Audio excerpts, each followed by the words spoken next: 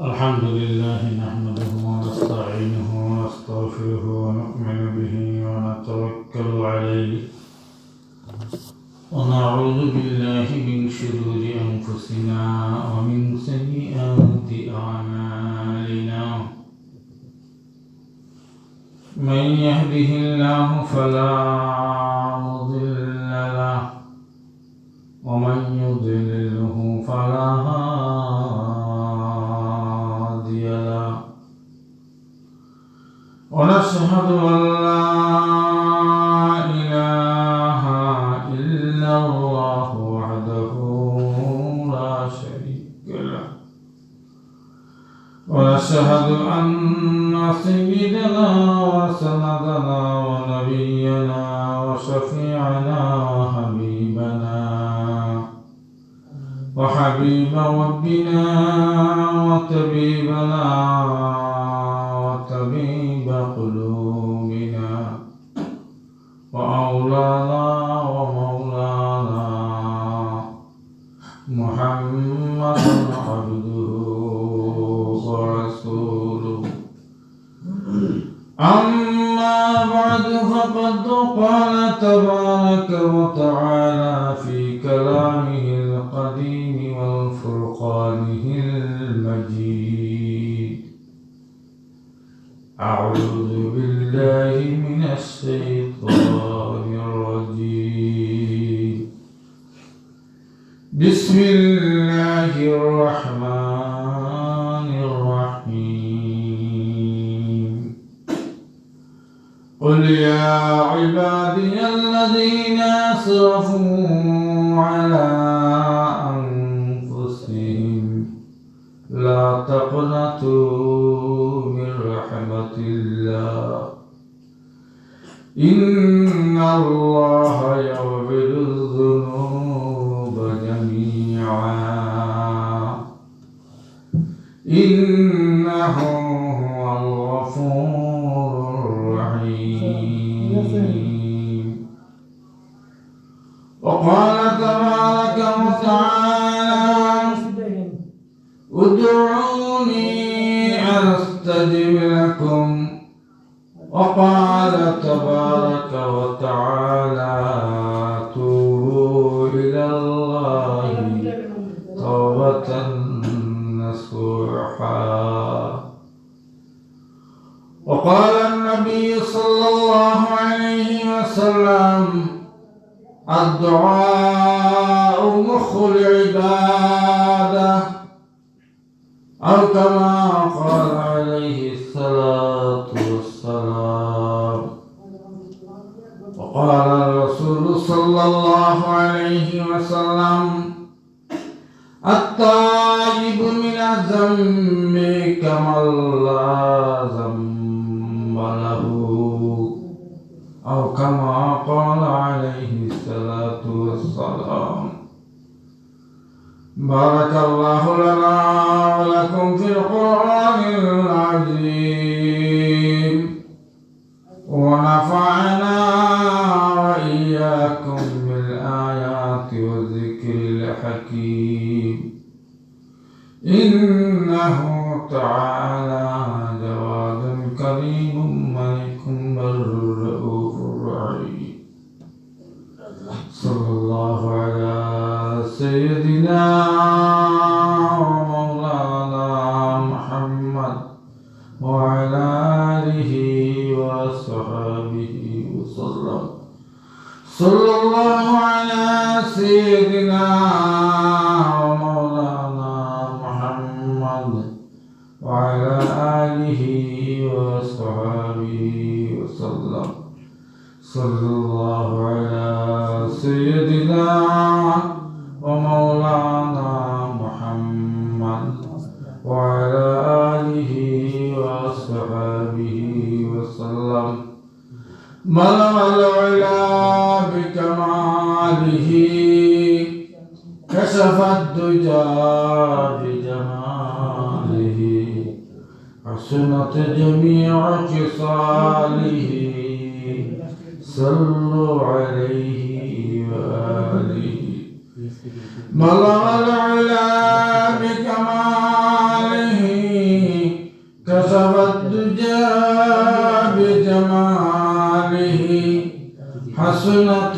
جميع خصاله صلوا عليه وآله ونبي يوم رحمت لقب पाने वाला मुराद गरीब के बरलाने वाला मलल उला बिकमालिह كسب الدجى بجماله حسنت جميع خصاله صلوا عليه وآله لا إله إلا الله لا إله إلا الله لا إله إلا الله لا إله إلا الله لا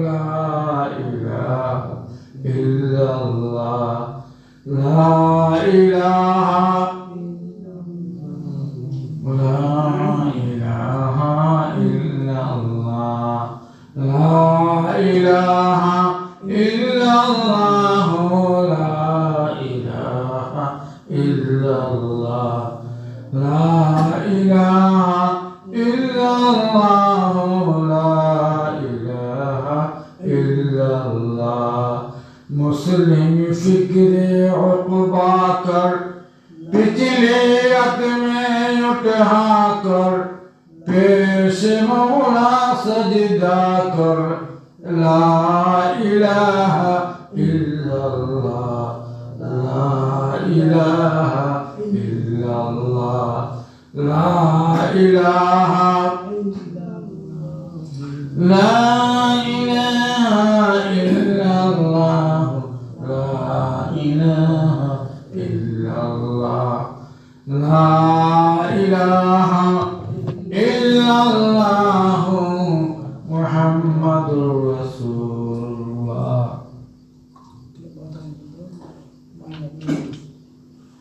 मुहतरम मुसल्लिन किराम,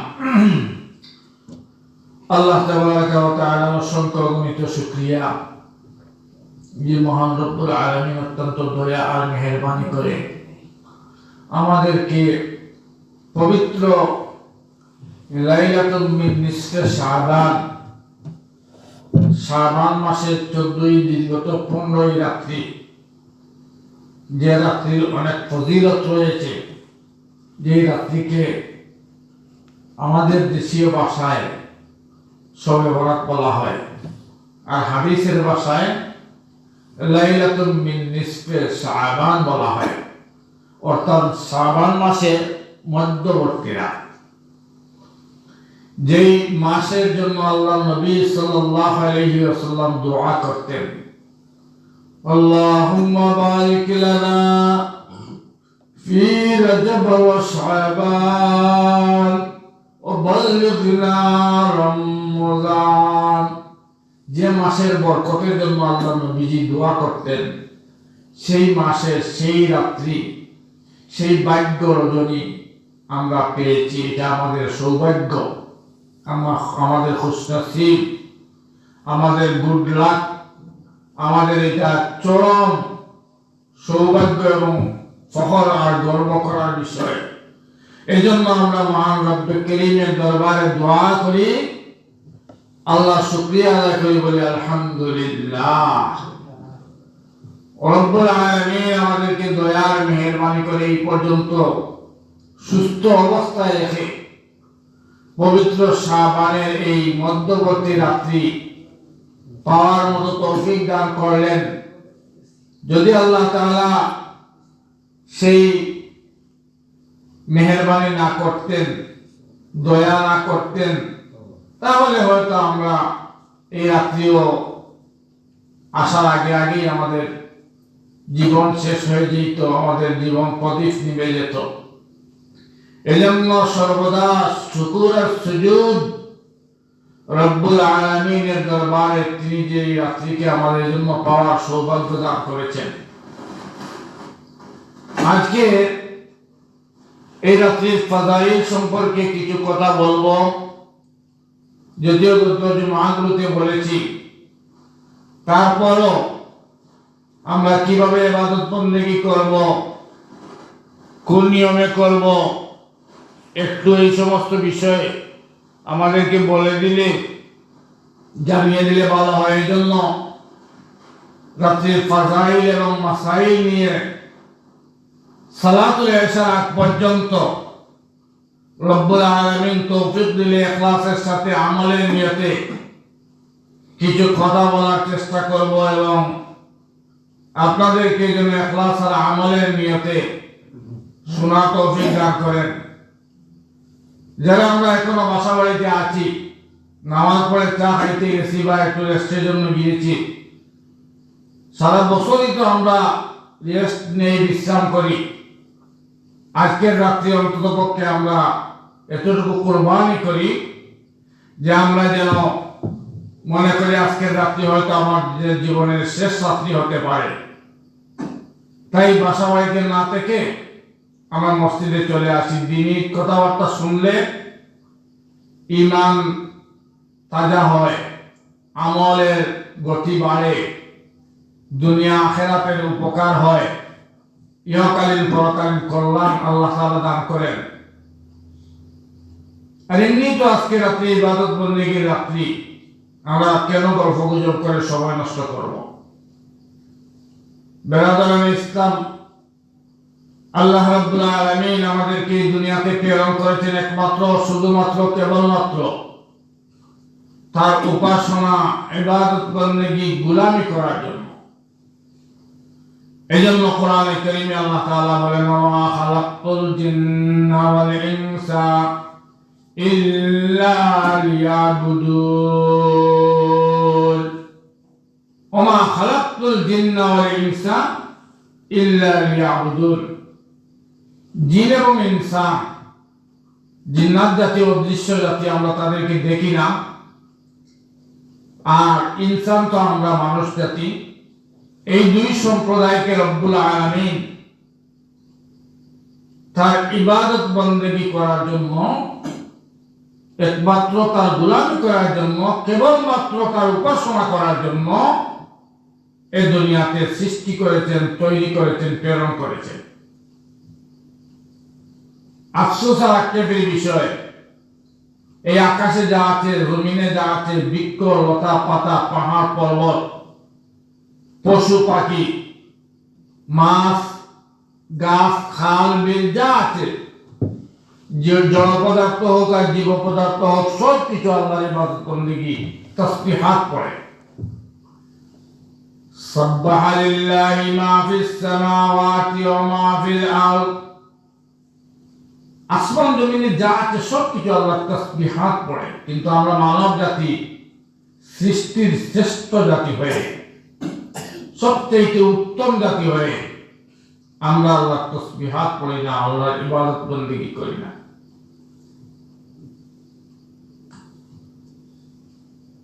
আমাদেরকে আল্লাহ রাব্বুল আলামিন এই দুনিয়াতে প্রেরণ করেছেন তার ইবাদত বন্দেগীর জন্য। এই জন্য আমরা দুনিয়ার কাজও এইভাবে করব যে এটা করলে আমাদের ইবাদতের মধ্যে গণ্য হয়। আমাদের খাবার দাবার, আমাদের উঠা বসা, আমাদের চলাফেরা, আমাদের ঘুম নিদ্রা, আমাদের পারিবারিক জীবন, সামাজিক জীবন, রাজনৈতিক জীবন, আন্তর্জাতিক জীবন, সব পরিমণ্ডলে আমরা আল্লাহর হুকুম আর বিশ্ব নবী আকায়ে নামদার তাজদারে মদিনা মুহাম্মদুর রাসূলুল্লাহ সাল্লাল্লাহু আলাইহি ওয়াসাল্লামের অনুকরণ করব। তাহলে আমাদের সব কাজ ইবাদতের মধ্যে গণ্য হয়ে যাবে। সুবহানাল্লাহ। আল্লাহ রাব্বুল আলামিন আমাদেরকে দুনিয়াতে প্রেরণ করার সাথে সাথে শয়তান আমাদের পিছনে লেগে আছে। সে আমাদেরকে পথভ্রষ্ট করে হেদায়েতের রাস্তা থেকে সরে নিয়ে গুমরাহির রাস্তায়, জান্নাতের পথ থেকে দূরে নিয়ে জাহান্নামের রাস্তায় পরিচালনা করার জন্য তার দিন রাত্রি সে চেষ্টা মেহনত পরিশ্রম করেই যায়, সর্বদা আমাদেরকে ওয়াসওয়াসা দিতে থাকে, এটা তার কাজ। এই জন্য আল্লাহ বলেন নশ্বয় এখন ডাকু আর দুসরা শয়তান রাহা পিঠে বসে আছে লুটিতে ঈমান, রাহা পিঠে বসে আছে লুটিতে ঈমান, জাফর হইয়ালো বাটে আছে যার, গেলে সে জিন্দগি চলে না আসিবে আর, মায় বন্ধু সবে মিলি উড়িয়া দিবা মাটি, কপাট লাগাইয়া দিবার জিন্দগির লাগি। এই ক্ষণস্থায়ী জীবন আমাদের শেষ হয়ে যাবে। আমাদের যা করা, আমরা এই হায়াত থাকতে, সুস্থ থাকতে, সবল থাকতে, অসুস্থ হওয়ার আগে, কুজু হওয়ার আগে, বুড়া হওয়ার আগে করে নেওয়ার দরকার।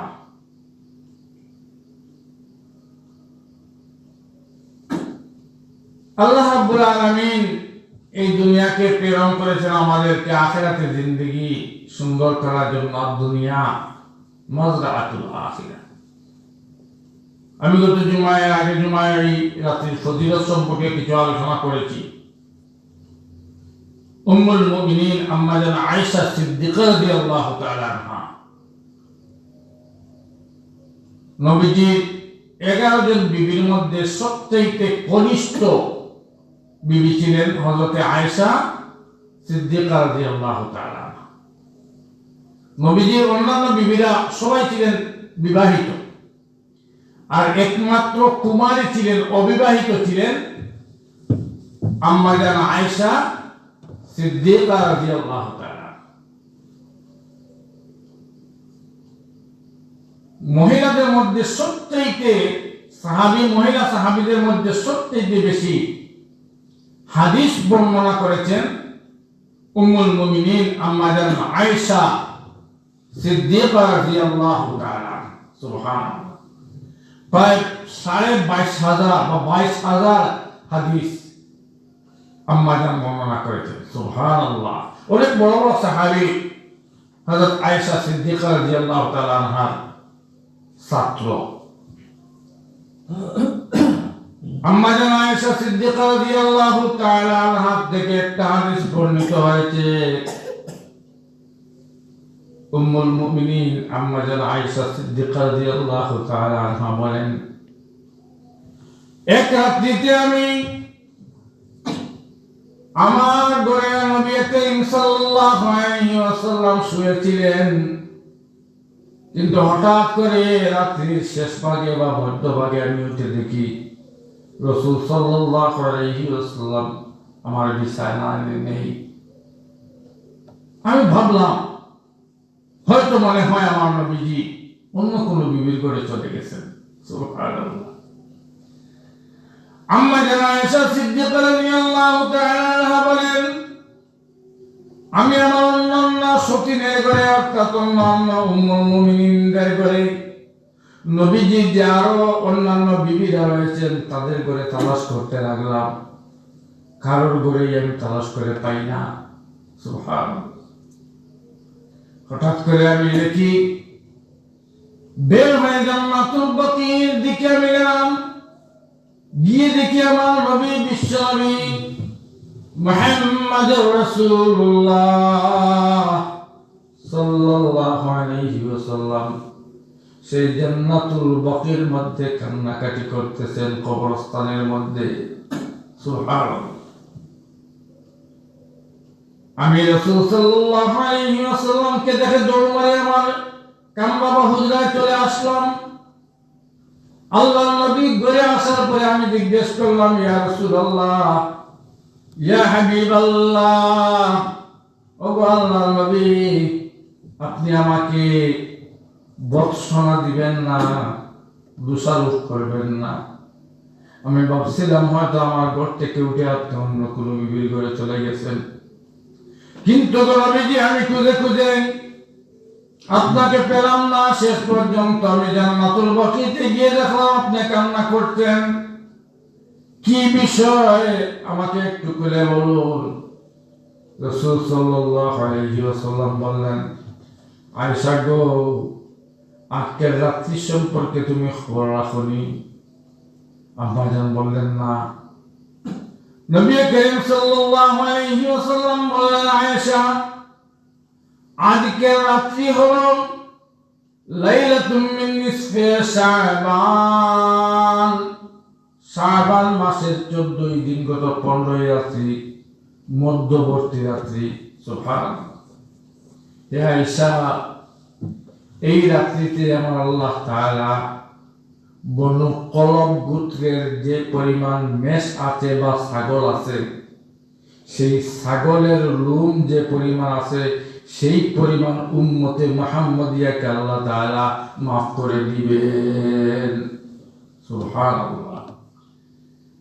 তাদের আরবের একটা গোত্রের নাম বনু কলব গোত্র। এরা ছাগল বা মেষ চড়াইত।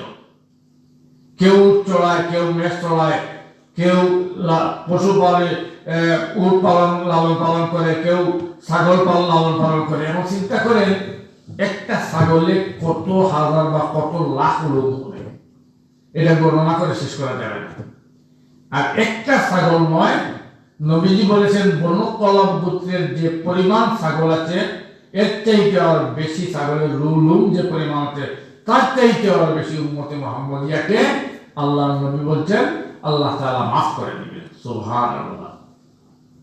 তাহলে বোঝা গেল যে এই রাত্রি অত্যন্ত ফজিলত। আমরা দোয়া করি, হে আল্লাহ, এই যে সমস্ত বান্দা বান্দীকে তুমি ক্ষমা করবে, আল্লাহ যে সমস্ত উম্মতের নারী পুরুষদেরকে তুমি তওবা করবে, আল্লাহ দয়ার মেহেরবানি করে আমাদের মতো গুনাহগারদেরকে, আমাদের স্ত্রী, আমাদের মা বোন, আমাদের মেয়ে, আমাদের আত্মীয় স্বজন, আমাদের ভাই ভাতিজা, আমাদেরকেও যেন সেই ক্ষমাপ্রাপ্তদের তালিকায় আপনি নাম অন্তর্ভুক্ত করেন। সবাই বলি আমিন। আজকে রাত্রে অনেক ফজিলত রয়েছে। এই হাদিস দ্বারা বোঝা গেল যে কবর জিয়ারত করা এটাও একটা হাদিস দ্বারা প্রমাণিত হলো। আমাদেরও প্রত্যেকের মধ্যে যারা আছেন তাদের কবর জিয়ারত করা প্রয়োজন। কিন্তু আবার এখন এইটা না যে আপনার বাড়ি কুমিল্লা, এবং কবর জিয়ারতের জন্য আপনি কুমিল্লায় যাবেন না। যদি আশেপাশে থাকে কবরস্থান, তাহলে আপনি সেই কবরস্থানে গিয়ে কবর জিয়ারত করবেন। সূরা ইখলাস 3 বার পড়বেন, আউযু বিল্লাহ বিসমিল্লাহ পড়ে সহিহ শুদ্ধ করে যদি 3 বার সূরা ইখলাস তিলাওয়াত করেন, আল্লাহ রাব্বুল আলামিন এক খতম কোরআনের সওয়াব আপনার মধ্যে গানের রোহের মাগফিরাতের জন্য কবুল করবেন। সুবহানাল্লাহ। যদি আপনি পারেন সূরা ইয়াসিন তেলাওয়াত করেন, হাদিস শরীফের মধ্যে এসেছে আল্লাহ তাআলা 10 খতম কোরআনের সওয়াব আপনার মধ্যে গানের রোহের মাগফিরাতের উপর বর্ষে দিবেন। সুবহানাল্লাহ। আর যদি অনেক দূর থাকে কবর, সমস্যা নেই, আপনি মসজিদে 2 রাকাত নামাজ পড়েন, জিকির আজকার করেন, তাসবিহ তাহলিল করেন, আপনি দোয়া করেন, মাগফিরাতের দোয়া করেন, মুজদাগানদের জন্য দোয়া করেন, কবরবাসীদের জন্য দোয়া করেন। আল্লাহর কাছে আল্লাহ তাআলা আপনার দোয়া অবশ্যই কবুল করবেন। আজকের রাত্রিতে বিশেষ বিশেষ ঘটনা আছে।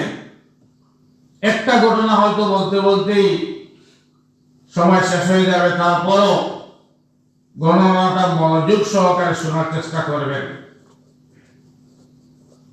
হযরতে মালিক ইবনে দিনার রাহমাতুল্লাহ আলাইহি একজন বিশ্ববিখ্যাত ওলি বা বুজুর্গ ছিলেন। শুধু অলি বা বুজুর্গ নয়, তিনি বড় ধরনের একজন মুহাদ্দিস ও ছিলেন। সুবহানাল্লাহ। তার নাম হল হযরত মালিক ইবনে দিনার রাহমাতুল্লাহ আলাইহি। তিনি কিতাবের মধ্যে পাওয়া যায় তিনি প্রথমে আর্মি বা সেনাবাহিনীর চাকরি করতেন, আর তার অভ্যাস ছিল মদ পান করা। মদ্য ব্যক্তি ছিলেন। আমাদের দেশে দেখছেন না, অনেকে মদ খায়।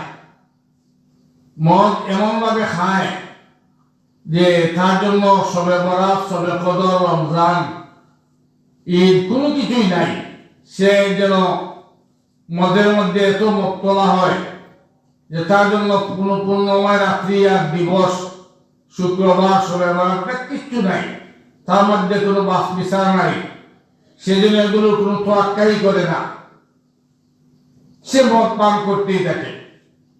এমনকি মদ পান করে দেখা যাবে সে আপনার মাতাল হয়ে বউকে মা, মাকে বউ, বোনকে বউ, এইভাবে পাগলের মতো হয়ে যায়। অনেক মদ্যপ ব্যক্তি আমরা তো দেখতে পাই রাস্তায় কি অবস্থা করে। হযরত মালিক ইবনে দিনার রাহমাতুল্লাহ আলাইহি তিনি অত্যন্ত বেশি মদ পান করতেন এবং মদ্যপ ব্যক্তি ছিলেন। বাসায় প্রতিদিন এসে তিনি মদ পান করতেন আর মাতলামি করতেন, পাগলামি করতেন, এটা তার অভ্যাস ছিল। তার ছোট্ট একটা মেয়ে ছিল, 3 বছরের, কিতাবের মধ্যে এক জায়গায় লেখা হয়েছে 3 বছরের, এক জায়গায় 4 বছরের, ছোট্ট একটা মেয়ে ছিল। একদা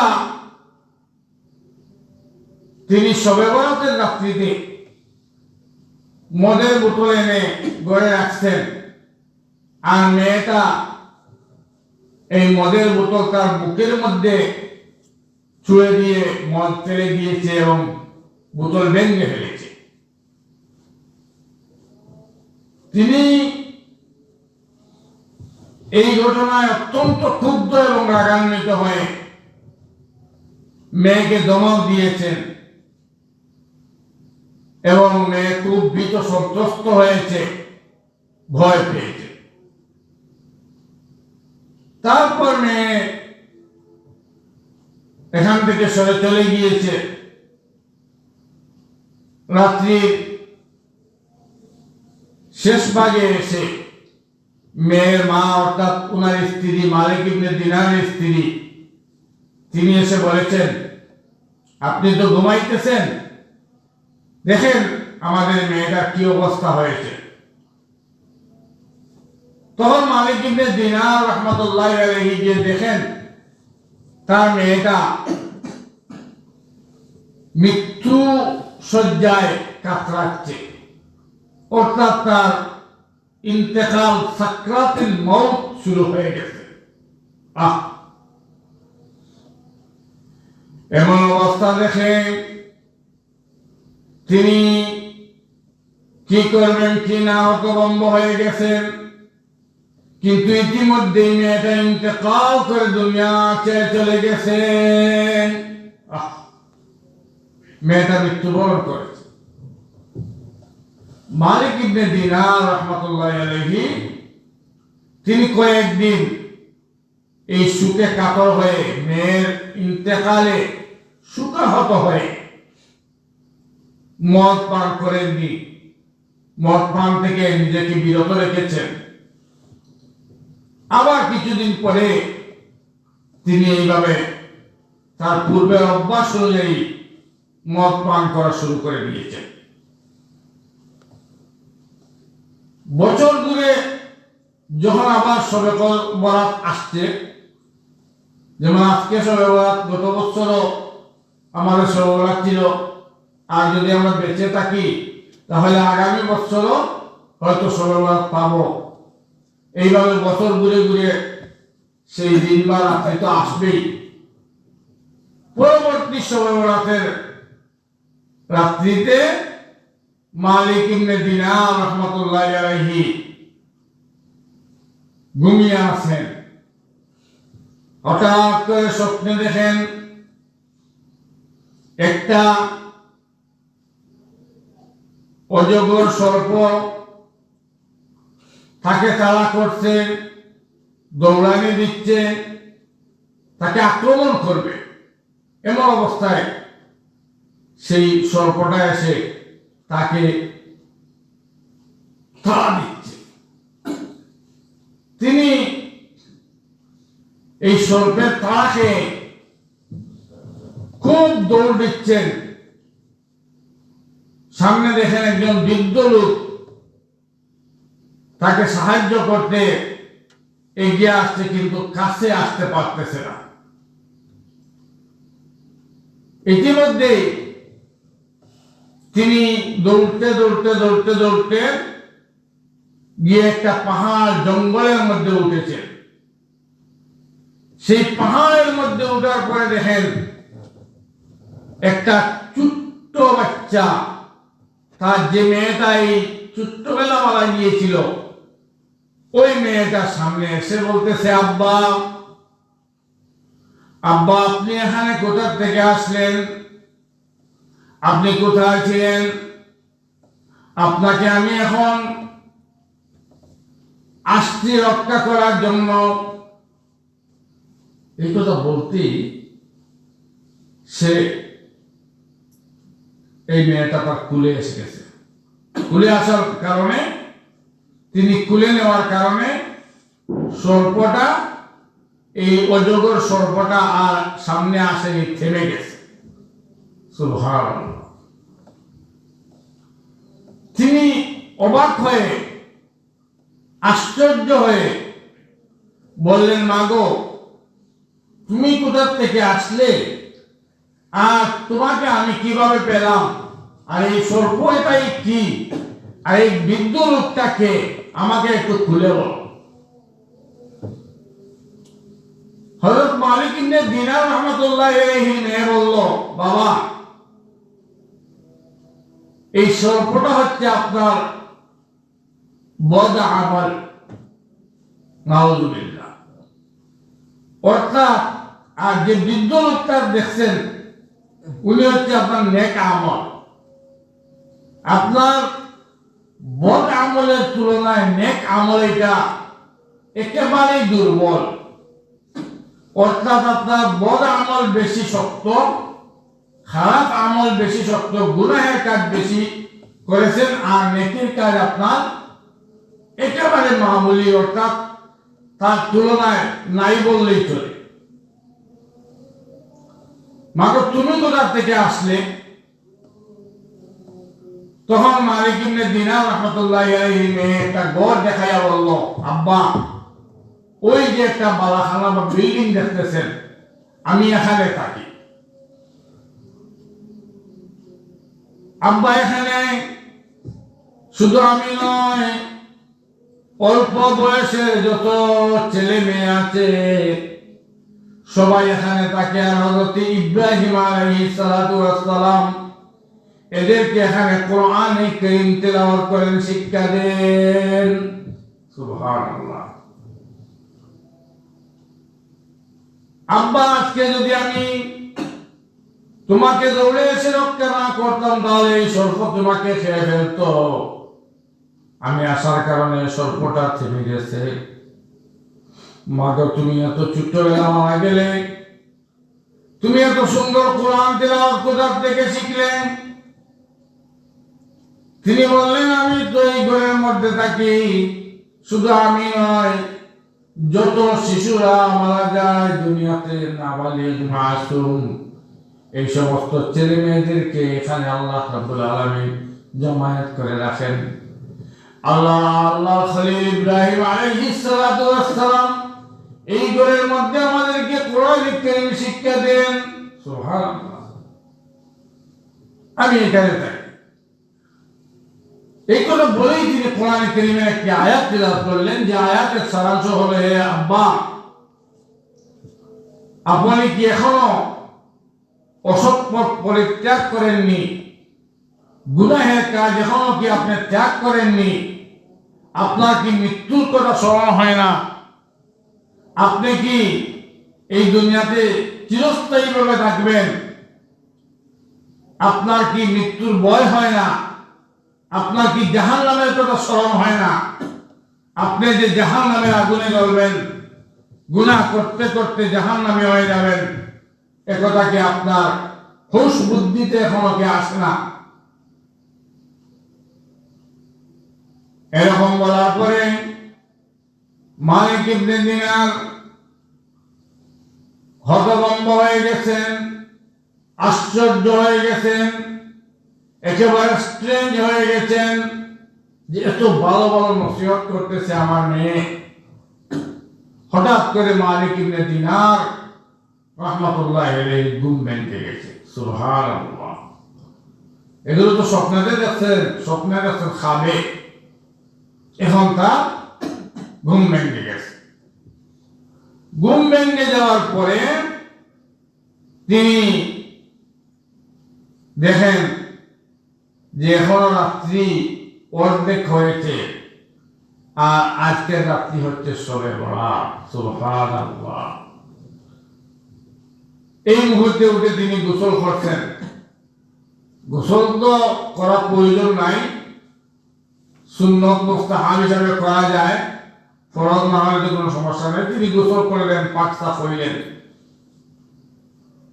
পাক সাফ হয়ে গোসল করে তিনি দৌড়ে মসজিদে চলে গেলেন। সুবহানাল্লাহ। গিয়ে তিনি তওবা করলেন। তিনি গত শুক্রবারে আমি তওবার কথা বলেছি, কিভাবে তওবা করতে হয়। তুবু ইলাল্লাহি তাওবাতান নাসুহা। কোরআনে কারীমে আল্লাহ রাব্বুল আলামিন বলেন, এ আমার বান্দা বান্দীরা, তোমরা তওবা করো, তোমরা তওবা করো, তোমরা তওবা করো, তওবায়ে নাসুহা করো। তওবায়ে নাসুহা কোনটা? যেই তওবা খাঁটি তওবা বলা হয়। মনে করেন আপনি মদ খান, এখন শুনলেন মদ খাওয়া হারাম, আপনি গিয়ে আজকে তওবা করলেন আর সংকল্প করলেন, নিয়ত করলেন আজকে থেকে আমি মদ খাওয়া ছেড়ে দিলাম। আপনি ঘুষ খান, আপনি শুনলেন ঘুষ খাওয়া হারাম, আপনি ঘুষ ছেড়ে দিলেন, তওবা করলেন আর সংকল্প করলেন যে পুখ্তা আয়োজন করলেন আজ থেকে আমি আর ঘুষ খাবো না, মিথ্যা কথা বলবো না, জেনা ব্যভিচার করবো না, চুরি হারামি করবো না, অন্যের বিপদ করবো না, অন্যের মাল লুণ্ঠন করবো না, অন্যের ইজ্জতের উপর আমি হামলা করবো না, এই সংকল্প করলেন। যদি এইটাকেই তওবায়ে নাসুহা বলে। হযরত মালিক ইবনে দিনার রাহমাতুল্লাহি আলাইহি মসজিদে গিয়ে তওবায়ে নাসুহা করলেন। সুবহানাল্লাহ। এমন তওবা করলেন যেই তওবাকে তওবায়ে নাসুহা বলা হয়। আল্লাহ রাব্বুল আলামিন হযরত মালিক ইবনে দিনার রাহমাতুল্লাহি আলাইহি তওবাকে এমন ভাবে কবুল করলেন যে রব্বুল আলামিন মালিক ইবনে দিনারকে জগতের সবচেয়ে বড় ওলি বানাইয়া দিলেন। শুধু তাই না, এই জগতের একজন বিখ্যাত মুহাদ্দিস হয়ে গেলেন তিনি। এক রাত্রি একটা খাম হযরত মালিক ইবনে দিনার রাহমাতুল্লাহি আলাইহি বলেন, এই শবে বরাতের রাত্রিতে আমি একটা খাম দেখার কারণে আল্লাহ রাব্বুল আলামিন আমাকে গুনাহগারের খাতার থেকে নাম কেটে একজন ওলি আল্লাহ বা বুজুর্গের খাতায় আমার নাম লিপিবদ্ধ করে দিলেন। সুবহানাল্লাহ। এই জন্য আল্লাহ রাব্বুল আলামিনের কাছে আমাদের চাওয়া, আমাদের কান্নাকাটি করা, আমাদের তওবা করা, এটা আমাদের ঈমানের দায়িত্ব। উদউনি আস্তাজিব লাকুম। পরওয়ারদিগারে আলমের কাছে যখন আমরা চাই তখন আল্লাহ রাব্বুল আলামিন আমাদের ডাকে ডাকে জবাব দেন। আমরা যখন রব্বুল আলামিনের কাছে মুতাওয়াজ্জা হই, আমরা যখন নামাজ পড়ি, আমরা যখন জিকির করি, আমরা যখন তেলাওয়াত করি, আমরা যখন রব্বুল আলামিনের কাছে কায়মনা বাক্যে খালিস নিয়তে একেবারে একাগ্র চিত্তে নিজের মন উজাড় করে রব্বুল আলামিনের কাছে চাই, পরওয়ারদিগার আলম আমাদের উপর রাজি আর খুশি হয়ে যান। আল্লাহ তাআলা এমন এক জাত, এমন এক সত্তা, যার কাছে চাইলেই আল্লাহ খুশি হন, যার কাছে না চাইলে আল্লাহ তাআলা বেজার হন। हर घड़ी देने को तैयार है, जो न मांगे उससे तू बेजार है। हर घड़ी देने को तैयार है, जो न मांगे उससे तू बेजार है। रब्बुल आलमीन हमारे जाता सत्ता नाम, যে পরওয়ারদিগারে আলমের কাছে কোন ব্যক্তি যদি চায়, কোন পুরুষ, কোন মহিলা, কোন গুনাহগার, কোন মুজরিম, কোন মদ্যপান ব্যক্তি, কোন ডাকাত, কোন জাহান্নামী মানুষ যদি আল্লাহর কাছে চায়, রব্বুল আলামিন তার উপর রাজি আর খুশি হয়ে যান। আর যে আল্লাহর কাছে চায় না, তার উপর আল্লাহ রাজি আর খুশি হন না। এমনি ধরনের হাজারো ঘটনা আছে, যেই ঘটনাগুলো বর্ণনা করলে আমাদের উচিত এই সমস্ত ঘটনার থেকে শিক্ষা নেওয়া। আমরা নিজেরা মনে করি আমরা কি পরিমাণ গুনাহ করেছি, আমরা মনে করি আমরা কি পরিমাণ পাপ করেছি, অথচ সাহাবায়ে কেরাম আল্লাহর নবীর সাহাবী রাদিয়াল্লাহু তাআলা আলাইহিম আজমাইন, যারা দুনিয়াতে বেহেশতের সার্টিফিকেট, তো যারা দুনিয়াতে সার্টিফিকেট পেয়েছেন বেহেশতের, হযরত আবু বকর সিদ্দিক রাদিয়াল্লাহু তাআলা আনহুর ঘটনা শুনলে গা শিউরে ওঠে। আবু বকর সিদ্দিক রাদিয়াল্লাহু তাআলা আনহু যখন গাছের কাছে যাইতেন, গিয়ে বলতেন, বৃক্ষ রে, তুই তো আমার চাইতে অনেক ভালো, তোর তো কোনো বিচার হবে না, তোর তো আখিরাত নাই, তোর তো ফুলসিরাত নেই, তোর তো হাসর নেই, তোর তো মৃত্যুর পরে কোনো হিসাব নিকাশ নেই। কিন্তু আমি আবু বকর কে আল্লাহ তাবারাকা ওয়া তাআলা মানুষ বানাইয়ে দুনিয়াতে পড়াইছেন, আমার তো সব হিসাব নিকাশ দিতে হবে। এই হলো সাহাবীদের ঘটনা। আল্লাহর নবীর একজন সাহাবী, তিনি হযরত সালাবাতুল আনসারী রাদিয়াল্লাহু তাআলা আনহু, তার হৃদয় বিদারক ঘটনা শুনলে আমাদের গা শিউরে উঠবে। তার ঘটনা থেকে আমাদেরকে অনেক কিছু শিক্ষা নেওয়া, আমাদের আগামী দিনের পথ চলাকে আমরা জান্নাতের দিকে আমাদের নিজেদেরকে পরিচালনা করতে হবে। হযরত সালাবাতুল আনসারী রাদিয়াল্লাহু তাআলা আনহু একজন সাহাবী, তার বাড়ি হলো মদিনায়। সালাবাতুল আনসারী রাদিয়াল্লাহু তাআলা আনহু, ওনার বাড়ি হলো মদিনায়। মক্কা থেকে যে সমস্ত সাহাবায়ে কেরাম হিজরত করে মদিনায় গিয়েছেন, তাদেরকে বলা হয় মুহাজির। আর মদিনার সাহাবায়ে কেরাম যারা এদেরকে আশ্রয় প্রশ্রয় দিয়েছেন, জায়গা দিয়েছেন, বাড়ি দিয়েছেন, আশ্রয় দিয়েছেন, তাদেরকে বলা হয় আনসার।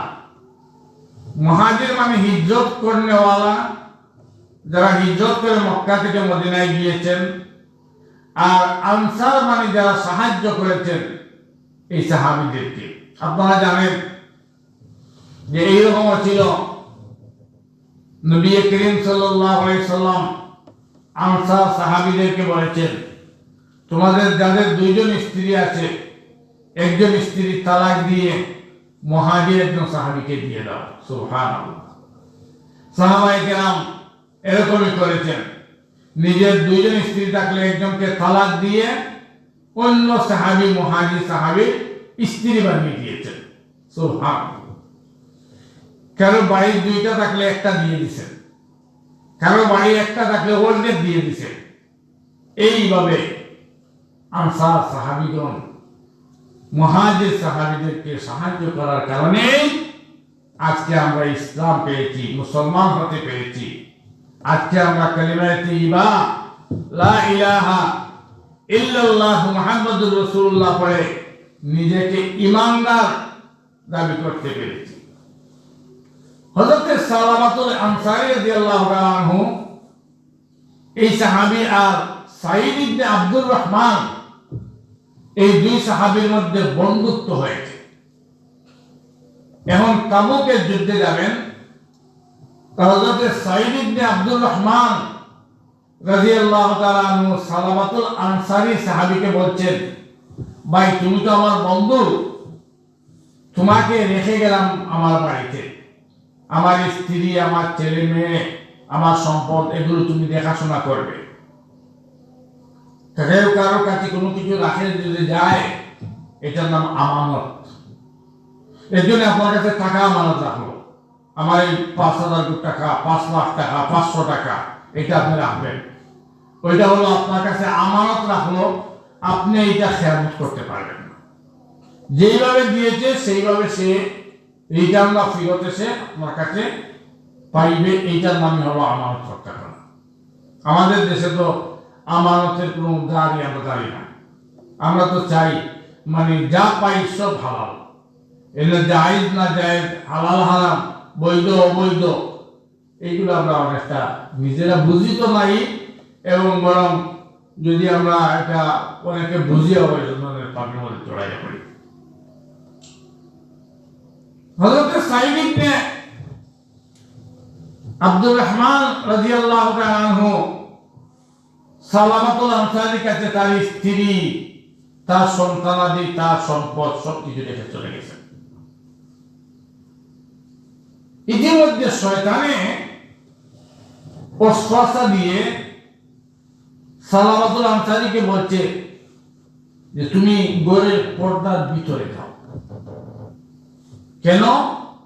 যে তোমার বন্ধু সাঈদ ইবনে আব্দুর রহমানের স্ত্রী কতই না সুন্দরী, তুমি জানো না? তুমি দেখো, দেখলে পাগল করা হয়ে যায়। সুন্দর কোনো কিছু দেখলে নিজের মন আকৃষ্ট হবে, এটা ফিতরতি বিষয়। আল্লাহ তাআলা সবার মধ্যে এটা সৃষ্টি করে দিয়েছেন। শয়তানে ওয়াসওয়াসা দিয়ে তাকে ভিতরে প্রেরণ করেছে। তিনি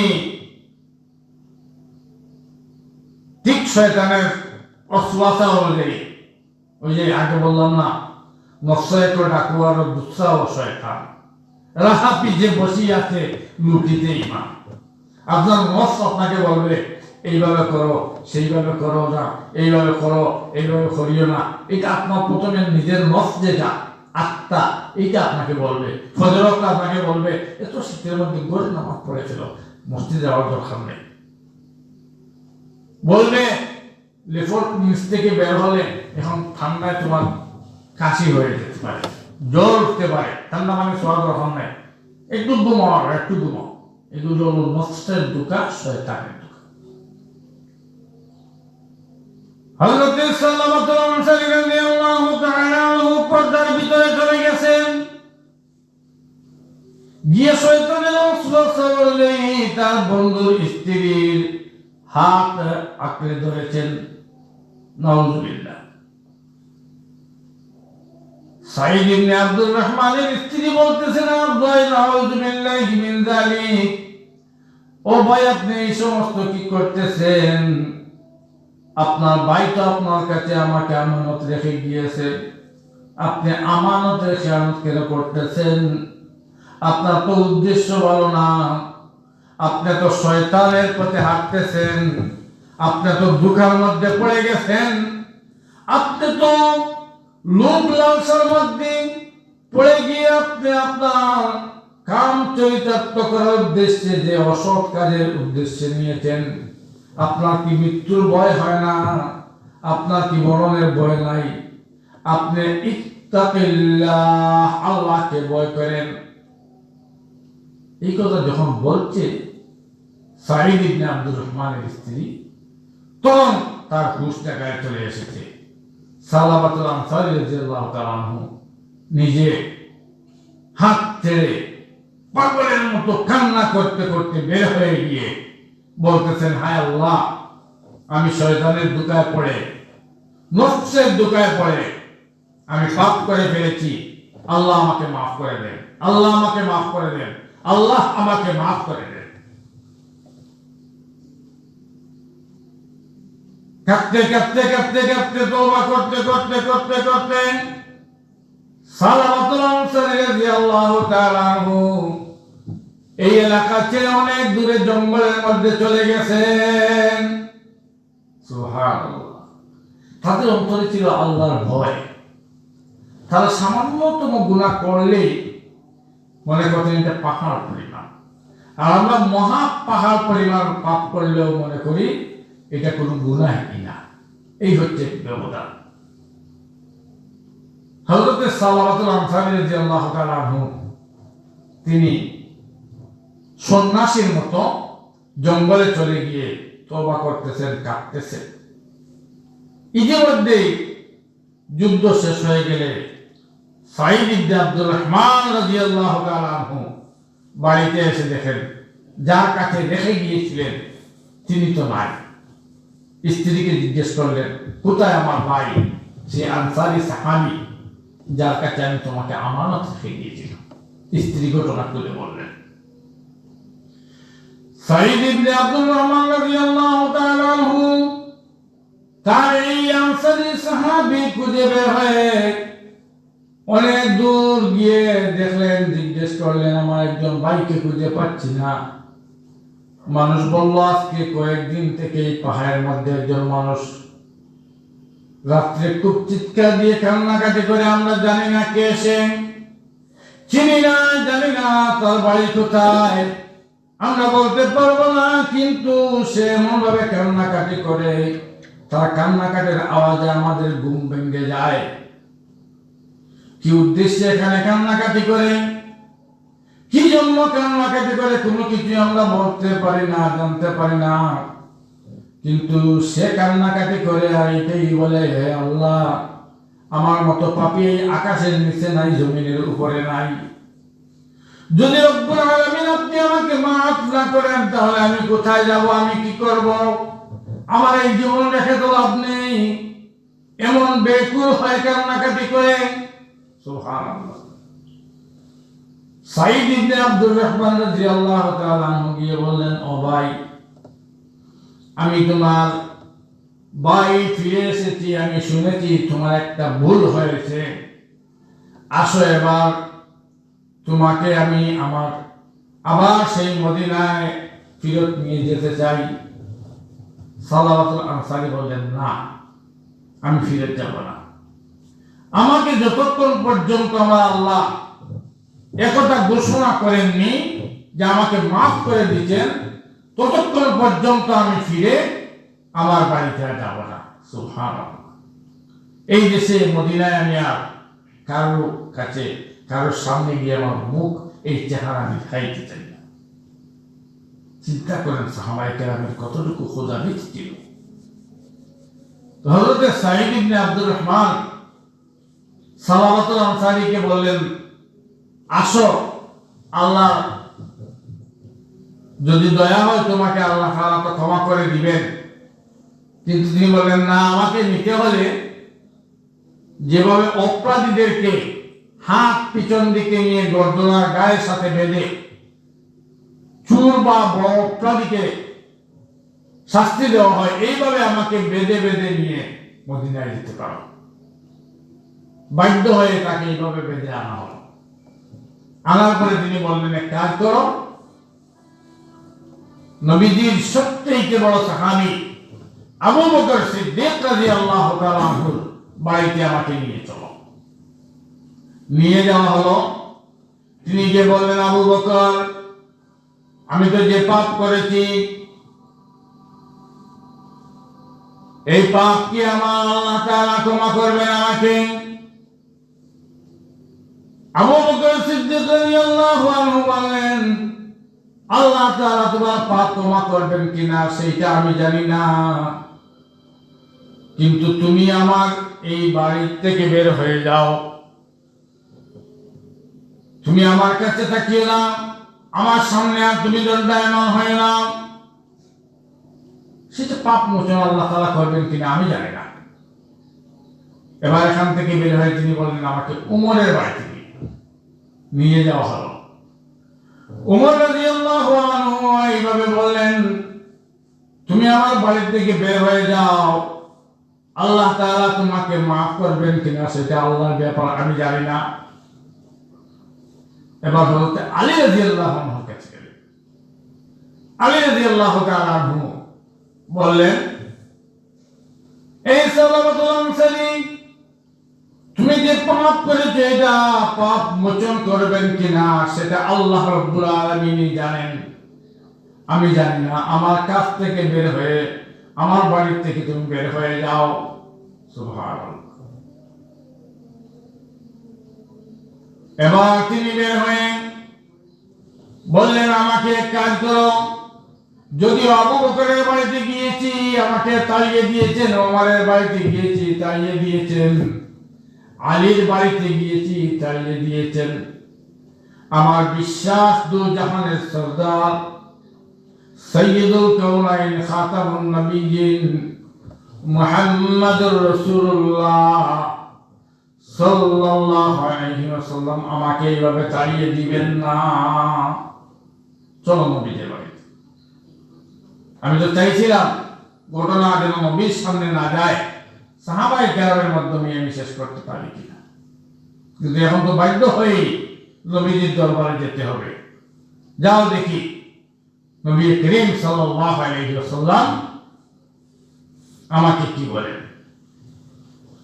যখন নবী করিম সাল্লাল্লাহু আলাইহি ওয়াসাল্লামের দরবারে গেলেন, হযরত সালামাতুল আনসারী রাদিয়াল্লাহু তাআলা আনহু গিয়ে বললেন, ইয়া রাসূলুল্লাহ, ইয়া হাবিবাল্লাহ, আল্লাহর নবী, আমার এই পাপ কি আল্লাহ তাআলা আমাকে মোচন করবেন কিনা? নবী বললেন, আল্লাহ তাআলা তোমার পাপ মোচন করবেন কিনা সেটা আল্লাহ কি জানেন, আমি বলতে পারি না, যাও আমার এখান থেকে বের হও। এবার তার মেয়ে খানসালা সে বলতে লাগলো, আব্বা, ঘুরে ঘুরে দেখেছি আবু বকরের কাছে গিয়েছেন, ওমরের কাছে গিয়েছেন, আলীর কাছে গিয়েছেন, শেষ পর্যন্ত বিশ্বনবী সাল্লাল্লাহু আলাইহি ওয়াসাল্লামের দরবারে গিয়েছেন, সাহাবীরাও তাড়িয়ে দিয়েছেন, নবীজিও তাড়িয়ে দিয়েছেন। আমার বিশ্বাস আল্লাহ রাব্বুল আলামিন আপনাকে মাফ না করা পর্যন্ত আপনি এদের সামনে আর ফিরে আসা ঠিক না, আমিও আপনাকে আর আব্বা বলে ডাকবো না। তিনি অত্যন্ত ভারাক্রান্ত হৃদয়ে বললেন, দেখেন আমার মেয়েও আমাকে আব্বা বলতে অস্বীকার করতেছে। এবার তিনি আবার সেই জঙ্গলে চলে গেলেন, কাঁদতেছেন কাঁদতেছেন, তওবা করতেছেন। গুনাহ মাফ করা এটা তো আল্লাহর কাজ, এটা তো অন্য কেউ বলতে পারবে না।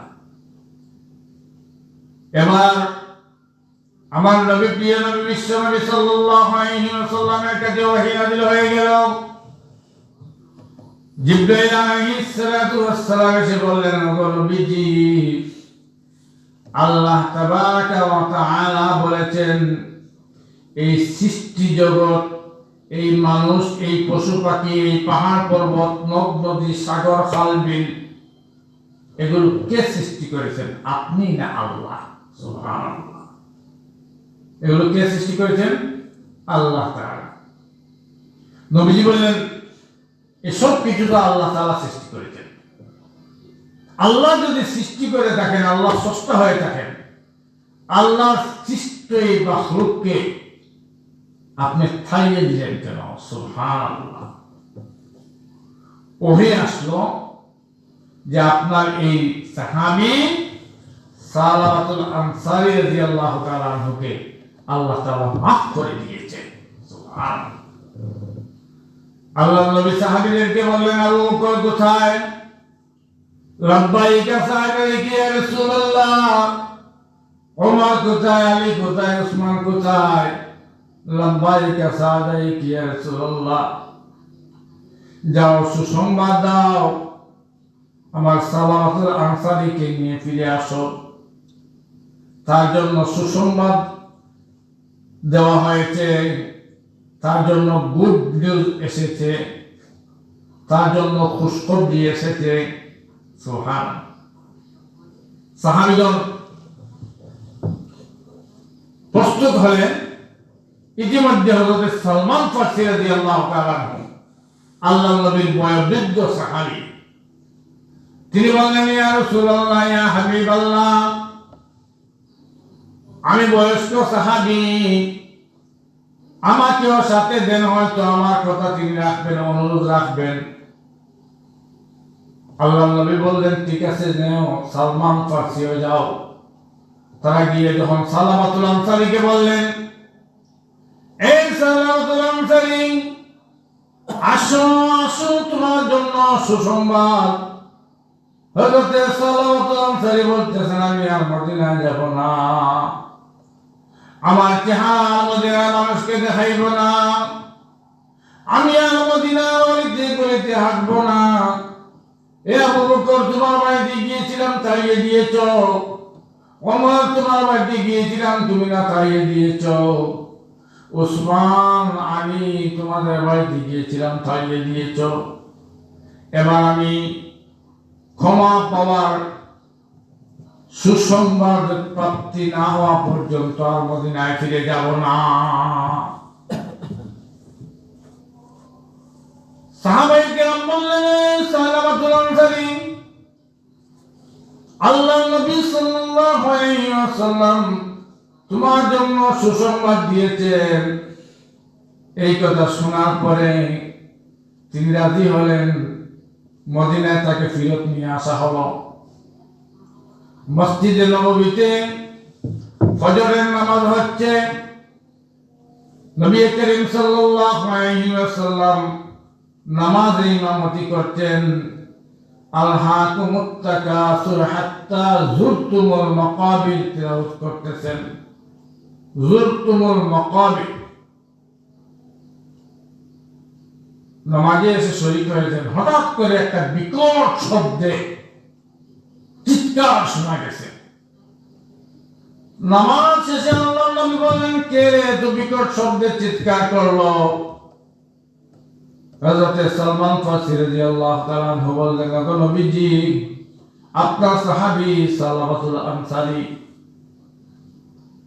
নবী করিম সাল্লাল্লাহু আলাইহি ওয়াসাল্লাম বললেন, আমার সাহাবী কি হয়েছে রে? কেন আমার সাহাবী এইভাবে কাতরাচ্ছে? আল্লাহর নবী সাল্লাল্লাহু আলাইহি ওয়াসাল্লামকে বললেন, আল্লাহর নবী বললেন, পানি দাও আমার সাহাবীর মুখে।